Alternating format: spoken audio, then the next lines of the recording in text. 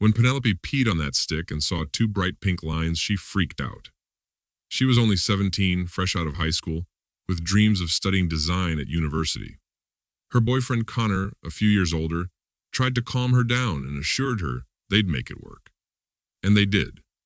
Penelope pursued her studies, while Connor stepped up as a dad, helping with everything he could. They didn't waste any time on a big fancy wedding either.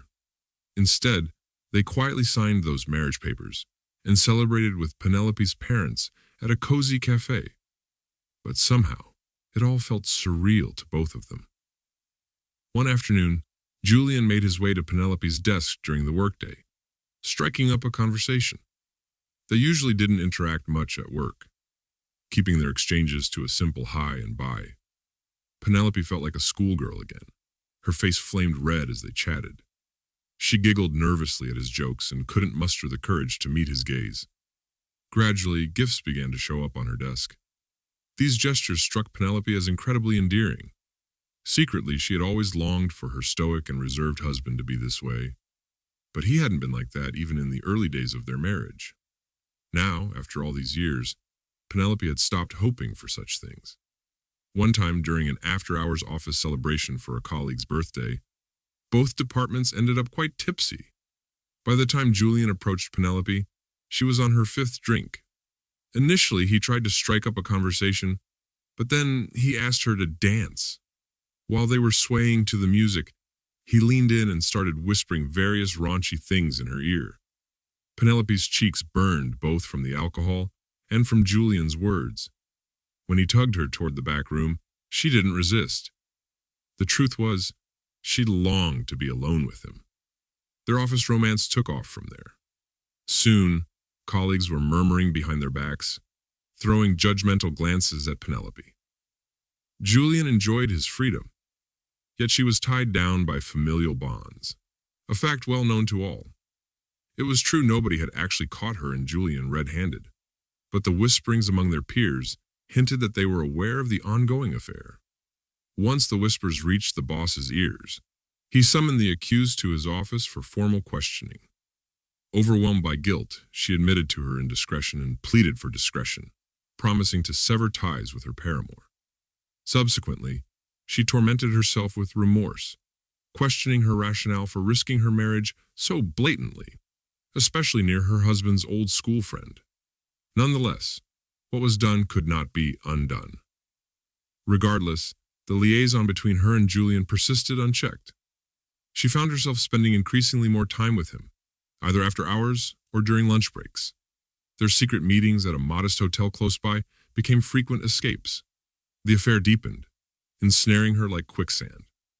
Sebastian, their boss, held strict views on workplace affairs. He did not hesitate to remove such obstacles, sometimes firing those who participated in them. Penelope did not suspect that Sebastian's contempt for office affairs stemmed from a personal wound. His first wife had left him for another man, leaving him with a deep-rooted resentment of unfaithful partners. Penelope's actions reflected the betrayal of his ex-wife, exacerbating Sebastian's internal conflicts. He struggled with his emotions, wondering if he should get involved in this family mess that didn't concern him. The bitterness of betrayal from the woman who had been dear to him and with whom he had spent his whole life was replaced by shock and seething anger. At that moment, all he craved was to hit that very colleague Julian, whom Penelope was dating on the side. To let off steam, he went out into the corridor and began furiously pounding on the wall with his fists until ominous traces of his blood appeared on it. The shadow of his emotional agony lessened, and the physical pain took over. Returning to a modest home, Penelope, her husband, and daughter were already in the land of dreams. Realizing that his daughter had an important day at art school the next morning, he attacked Penelope in a low voice. She, in turn, blamed him in a whisper for the current situation. She stood her ground, explaining her flirtation with Julian by saying that Connor was acting cold and distant. This was a heavy blow for Connor, who had not expected such harsh accusations. He offered Penelope everything he could, but it didn't seem to be enough to satisfy her. That night they went to different rooms, and in the gloomy morning silence, each went to his workplace. All day long, the man thought about his predicament and what his next step should be. However, Penelope anticipated any decision he made. She called him to inform him of her decision to move in with her lover, believing that this was the best solution for both. Connor had no choice but to agree. The decision not to accompany her mother to the stranger's house was solely his daughter's decision, which Penelope did not dispute. Inspired by her newfound freedom and youth, she was eager to spend every free minute with Julian and did not want their daughter to overshadow her happiness. When Penelope moved in with Julian, she felt a mixture of relief and anxiety. Although she enjoyed the newfound attention and excitement, deep down, she couldn't shake the guilt of abandoning her family. Julian, however, seemed unperturbed by this change. He accepted her into his life with open arms and a carefree attitude that both calmed and disturbed her. Connor, on the other hand, faced a deep sense of betrayal and loss. The apartment, which had once been filled with the laughter and chatter of his family, was now eerily silent. His daughter, feeling her father's grief, tried to be strong and support him, but the absence of her mother weighed heavily on both of them. Despite all the upheavals, life went on. Connor threw himself into his work, using it as a way to distract himself from the pain. His daughter, despite her broken heart, focused on her work, pouring out her emotions on the canvas. They created a new daily routine that included frequent walks, going to the cinema, and eating together, trying to find a semblance of normality in the midst of this chaos. Meanwhile, Penelope's life with Julian was full of passionate nights and spontaneous adventures. On weekends, they traveled to nearby cities, dined at trendy restaurants, and enjoyed the luxury that Penelope could only dream of before. One afternoon, Sebastian called Penelope to his office. She walked in with her heart pounding, not knowing what to expect. He looked at her with a mixture of disappointment and understanding.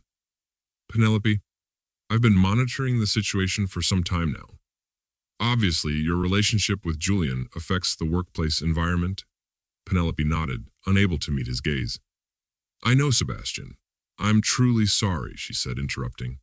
He sighed, leaning back in his chair. "I understand that personal matters can be difficult, but this cannot continue to affect our professional environment. I give you a choice. Either stop this case and keep your professionalism, or one of you will have to leave the company." Tears welled up in Penelope's eyes. She knew this moment would come, but it didn't make it any easier. She thanked Sebastian and left his office, thoughts and emotions bubbling in her head. The weeks turned into months, and the tension in their relationship became noticeable. Julian's carefree demeanor began to seem shallow, and Penelope missed the depth of connection she and Connor once had. Despite Julian's best efforts to keep their relationship afloat, Penelope's heart no longer lay with him. Cheating Secrets podcasts like me.